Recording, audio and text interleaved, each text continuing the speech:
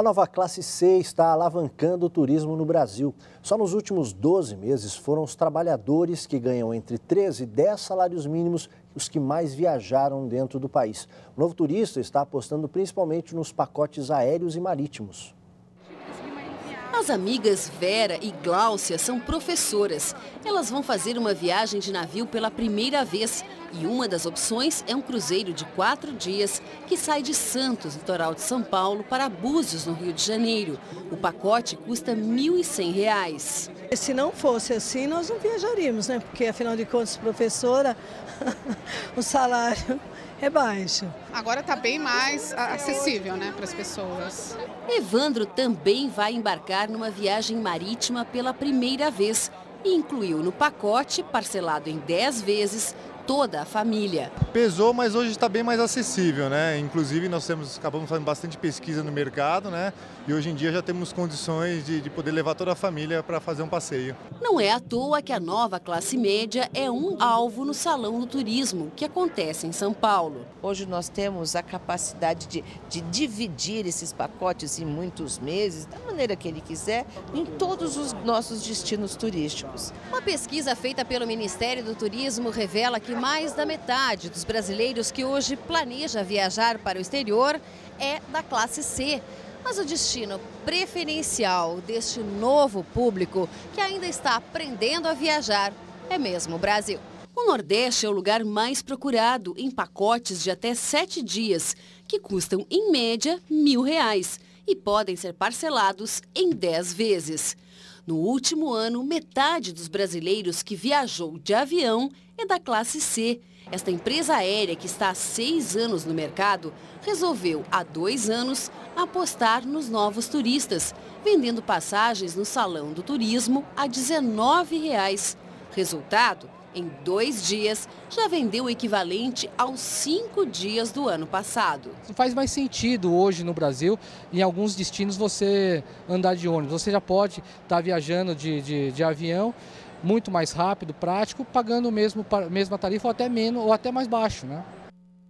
É uma ótima notícia, porém a infraestrutura para lidar com esse mercado que se amplia é um desafio, né? Estava falando com o Novaes aqui, isso é um tipo de tema que deixaria qualquer marxista em orgasmo, porque assim, é uma prova de dificuldade pontual de contradição do capitalismo. Não é só no Brasil, em grande parte do mundo. Quer dizer, qualquer lugar que você vai no mundo hoje, grande parte desses lugares, você está atolado de gente. Só que isso é bom para a indústria do turismo, sem dúvida. Só que isso diminui a qualidade. Os aviões são lotados, os hotéis são lotados, os aeroportos. Isso não é só um fenômeno brasileiro. É um monte de gente, você é atropelado o tempo inteiro, mas isso é bom. Bom para o capitalismo, é bom para emprego, é bom porque o dinheiro circula, porque as pessoas têm chance de viajar, elas saem de uma situação onde elas não tinham oportunidade para ter, mas ao mesmo tempo tudo fica super cheio e um pouco insuportável. E não tem, assim, é claro que você tem que melhorar a infraestrutura, mas a sensação que eu tenho, sendo não só no Brasil, que assim, não tem infraestrutura que dê conta de tanta gente viajando no mundo hoje em dia. Você queria comentar alguma coisa em relação a essa classe C? Não, eu tinha comentado aqui, mas, enfim, já que você perguntou, não, é porque nós estamos chamando de classe C a cada momento segmentos diferentes, né, da população. Né? Ora, ela começa num certo ponto de renda, ora ela começa em outro e tal. Então, há uma inflação, digamos, de dados sobre classe C. Mas o fato é o seguinte, pessoas que antes, em razão da pobreza, não podiam viajar, não podiam se divertir, não podiam ter uma vida que elas julgam mais agradável, agora podem. E isso é bom. Quer dizer, o argumento do Pondé é um pouco elitista, né? Fica tudo cheio de gente. Um pouco, não, bastante, né? Fica tudo cheio de gente. Mas fica mesmo. É como o pessoal está invadindo meu pedaço, está invadindo a minha praia. Eu não gosto de viajar tanto. Pois assim. Está invadindo a minha praia, né? É claro que alguns haverão de se sentir um pouco incomodados. Mas o fato é que realmente é muito bom que isso aconteça. Agora, não há dúvida que também o planeta vai ter dificuldades para suportar uma qualidade de consumo, seja de turismo, seja de qualquer outra coisa, generalizada para toda a população. Nós vamos ter que redefinir padrões de consumo, redefinir padrões de produção, de energia, porque não há não há uma terra adicional que a gente possa colocar junto com essa. E a situação está ficando insustentável. Fazer um pacote 36 vezes para a Lua. Vamos seguir aqui. A Câmara dos Deputados da Itália aprova agora de forma definitiva o pacote de corte de gastos do governo destinado a tirar o país do centro da crise financeira que abala a Europa. O governo garante que tanto os muito ricos como os trabalhadores vão ajudar a pagar a conta do enorme déficit nas contas públicas. Por 314 votos a favor e 280 contra, os deputados aprovaram o plano de austeridade num tempo considerado recorde. Porque o parlamento ci si confronta, é um governo, rimane al suo posto. Os discursos a favor e contra a proposta do governo eram inflamados. Para a oposição, trata-se de um plano demagógico que visa garantir a vitória nas próximas eleições. Para os partidos da coalizão no poder, agora a Itália está salva e a caminho da recuperação financeira.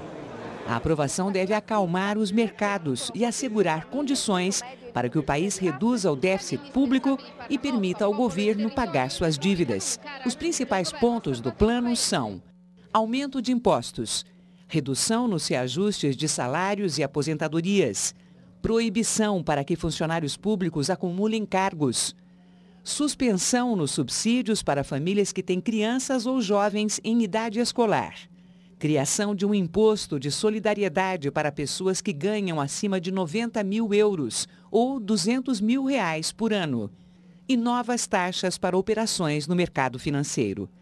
Os funcionários públicos estão entre os setores mais descontentes com as medidas de austeridade. Milhares já entraram em greve e outros prometem parar na próxima semana. O presidente Barack Obama volta a pedir à oposição republicana que vote a proposta de aumento no limite da dívida do governo. Os republicanos não mostram a menor pressa em decidir a questão, já que tiram proveito do desgaste que o assunto provoca para Obama e para o Partido Democrata. O governo americano tem prazo até o próximo dia 2 para obter autorização do Congresso para contrair novos empréstimos e assim poder honrar as suas dívidas. Ninguém acredita na hipótese de um calote e hoje os líderes da oposição prometeram votar a proposta na próxima semana. A gente vê aí, né, a situações diferentes da Itália e dos Estados Unidos, mas sempre isso acaba virando essa mercadoria política aí, né? A oposição dos Estados Unidos tentando estrangular a possibilidade, possibilidade de reeleição do Obama, né? Agora isso pode bater na gente, né? Não, mas nos Estados Unidos o que está acontecendo também é o seguinte: o próprio Obama está tentando negociar com a direita deles e a ponto de desorientar o próprio Partido Democrata. Quer dizer, a posição dele em relação à Líbia, por exemplo, é uma posição republicana, não é uma posição nem da direita democrata, né? Então, eu acho que há uma relação grande entre a situação americana e a situação da Itália e da Europa. Quer dizer, na verdade, o que nós estamos vivendo aí são os resultados da crise de 2008, que está longe de dar por encerrada a sua capacidade de criar problemas, né? Então, a economia europeia e a economia americana estão sofrendo barbaramente. Os Estados Unidos não conseguem sair, não conseguem deslanchar o emprego e, na Europa, os países endividados estão com a corda no pescoço. Aí começam a fazer ajustes, que são ajustes o quê? Ajustes em cima do trabalho, em cima do funcionalismo público. Quer dizer, são ajustes que penalizam o povo e é por isso que as pessoas vão para a rua. Elas não estão dispostas a pagar essa conta, não é? Por que os bancos não pagam essa conta? Os cortes são sempre só cortes sociais. Mais barato. É sempre mais barato. Eles falam que o sistema de banco é muito grande para quebrar. Se quebrar, o dano é muito maior.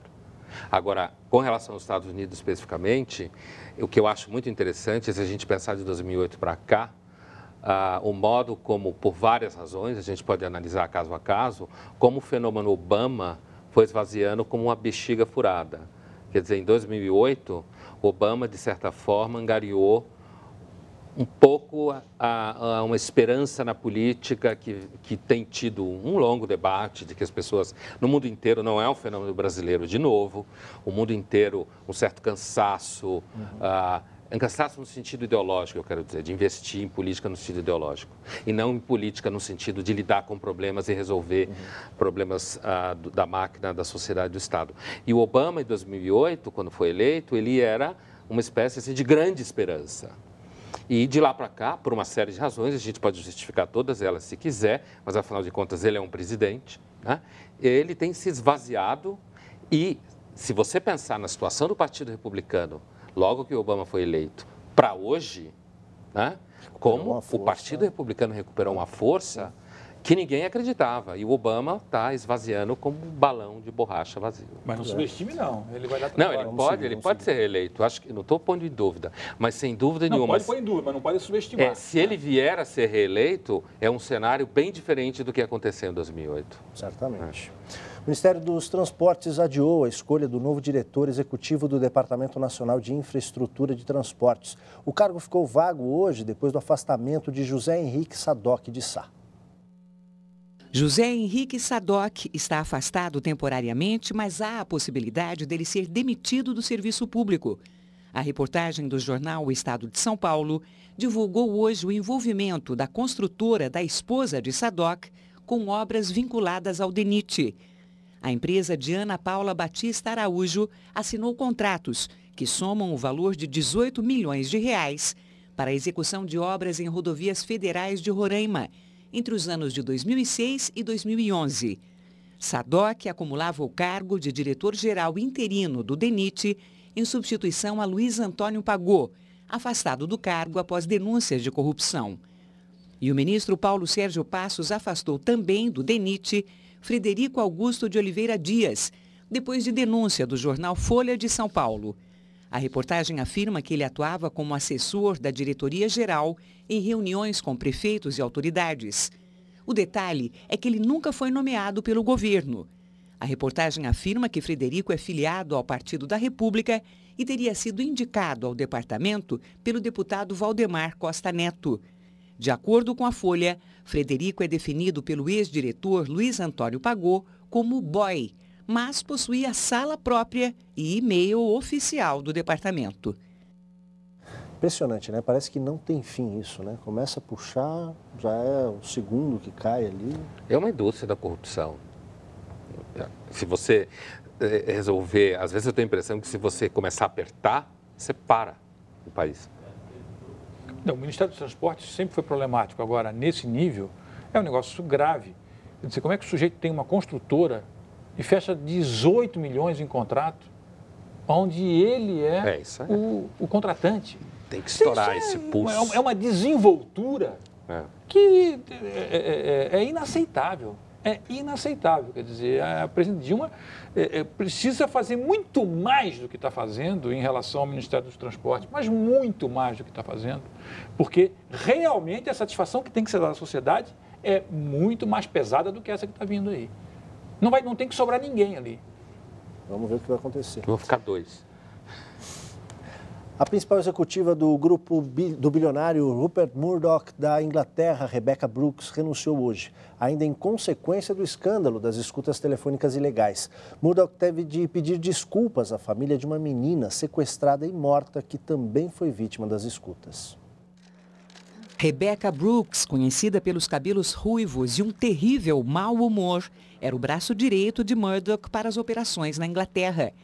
Depois de comandar durante anos o tabloide News of the World, ela passou a ocupar a função de principal executiva do grupo em Londres. Agora, também está sendo responsabilizada pelas escutas ilegais feitas por repórteres do jornal. Sua saída foi exigida até por acionistas da empresa, entre os quais um príncipe saudita que tem mais de $1 bilhão em ações da News Corporation. Hoje, Murdoch foi obrigado a pedir desculpas à família da menina Millie Dowler, sequestrada e morta em 2002. Repórteres do News of the World invadiram a linha telefônica dos parentes da vítima em busca de novidades e, com isso, acabaram prejudicando as investigações da polícia. Em meio aos desdobramentos do escândalo, aumentam os rumores de que Murdoch poderá se desfazer de seus jornais na Inglaterra, que incluem o Sun e o Sunday Times, para evitar a contaminação de seu império de comunicação nos Estados Unidos, onde também controla jornais, emissoras de TV e um estúdio de cinema. Agora há pouco também saiu uma informação, o publisher do The Wall Street Journal, o Les Hinton, que pertence ao grupo de comunicação News International, renunciou nessa sexta-feira. Ele ocupou o cargo daquela executiva que renunciou hoje, a Brooks, até 2007, durante também boa parte dessas escutas. É outro problema que também, assim, ontem a gente conversava isso, né? Saiu da Inglaterra, está chegando aos Estados Unidos, parece que não é uma situação localizada ali, né? Hoje em dia é muito difícil pensar que alguma coisa, principalmente quando você está falando de uma empresa de comunicação, seja localizada, né? Quanto mais sucesso, menos localizada é. Agora, às vezes eu me pergunto, eu lembro de grandes escândalos do passado fora do Brasil, agora me referindo a fora do Brasil, que na hora parecia que era uma coisa totalmente monstruosa e depois se esqueceu, sabe? Escândalos envolvendo empresas que eu não me lembro os nomes agora, mas que 2007, 2008, e depois de algum tempo esqueceu, acabou, sumiu, né? Então, talvez daqui a pouco a gente nem lembre mais desse caso. Deixa eu puxar aqui uma mensagem aqui do Paulo Enéas, do Ministério dos Transportes, né, que a gente comentou agora há pouco. Incrível grau de corrupção no governo federal, herança do governo Lula, e a oposição simplesmente continua parada. A oposição está se mexendo, né? Está fazendo aí barulho. Será que é uma herança isso? A Dilma está tentando remontar o ministério, né? Não, seguramente a corrupção no Ministério dos Transportes não começou agora. Exatamente. Né? Nem começou no governo Lula. E nem começou no governo Fernando Henrique. Quer dizer, claro que não. O Ministério dos Veio Transportes com Cabral. É um ambiente, né, pelo volume de recursos, o espraiamento geográfico em que ele atua, né, a quantidade de responsabilidades que ele tem, a agilidade que ele precisaria demonstrar, que não demonstra, mas que precisaria demonstrar e que vem, a agilidade essa que acaba justificando aditamentos de contratos, por exemplo, e tal. Há tantas possibilidades no Ministério dos Transportes que é de longa data o problema ali. O que está escandalizando todo mundo é a forma tão absolutamente desenvolta com que as coisas vinham acontecendo agora, né? Um submarino alemão da Segunda Guerra foi encontrado no litoral brasileiro. A descoberta foi resultado de um intenso trabalho de pesquisa da família Schumann. O submarino alemão, conhecido por Lobo Solitário 1, naufragou em 1943 no litoral de Santa Catarina, depois de ser bombardeado por um avião norte-americano. A expedição reuniu voluntários e pesquisadores que ficaram um ano a bordo em alto mar. Wilfredo Schurmann foi o idealizador do projeto, que será tema de um documentário. Um feito histórico, não só para Santa Catarina, mas para o Brasil, porque nunca foi encontrado um submarino alemão. A seguir, morre o ex-jogador do Corinthians, Paulo Borges. E mais, estudantes de Campos do Jordão passam as férias aprendendo música. A gente volta já.